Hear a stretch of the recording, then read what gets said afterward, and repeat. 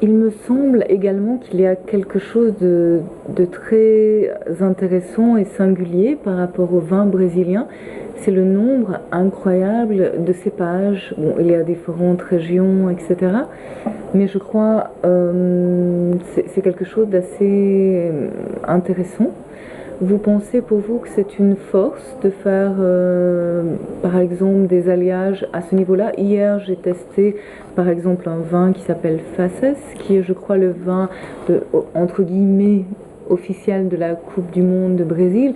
Et ils ont eu une sorte d'originalité, une sorte de concept. Ils ont mis, je crois, 11 cépages différents dans un vin rouge, en relation avec les 11 membres d'une équipe de football. Bon, après, voilà, on peut en penser. C'est du marketing, bien voilà. sûr, mais la raison, je pense, de cette nombreuse variété de vins, de raisins qui sont plantés aujourd'hui au Brésil, c'est premièrement pour distinguer un peu la différence entre les Cabernet Sauvignon, les Merlot, les Malbec et les Carmenère, qui sont les raisins plus importants de l'Amérique du Sud. Donc, les Italiens du sud du Brésil, ils ont découvert les Tyrol de Gaulle, ils ont découvert les Marcellins en France, ils ont découvert des cépages Pecorino dans les Marques en Italie. Donc, c'est une façon de faire des vins différents, très difficilement comparables. Donc, c'est une façon de permettre une division et pas forcément une comparaison.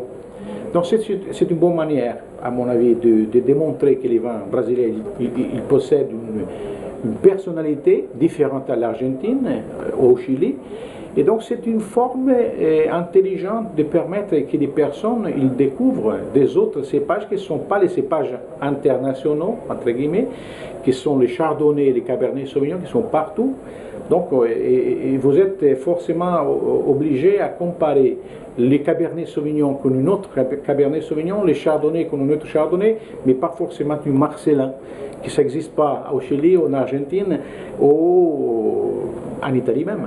Donc c'est ça la forme qu'ils ont trouvée, et que c'est une forme aussi de marketing, mais c'est une forme plus intelligente, je pense, et plus importante pour élargir un marché qui est en pleine évolution, je pense. La Coupe du Monde, il arrive, donc les 11 vignobles des raisins différents sont là, les joueurs sont là, et on verra si on va gagner.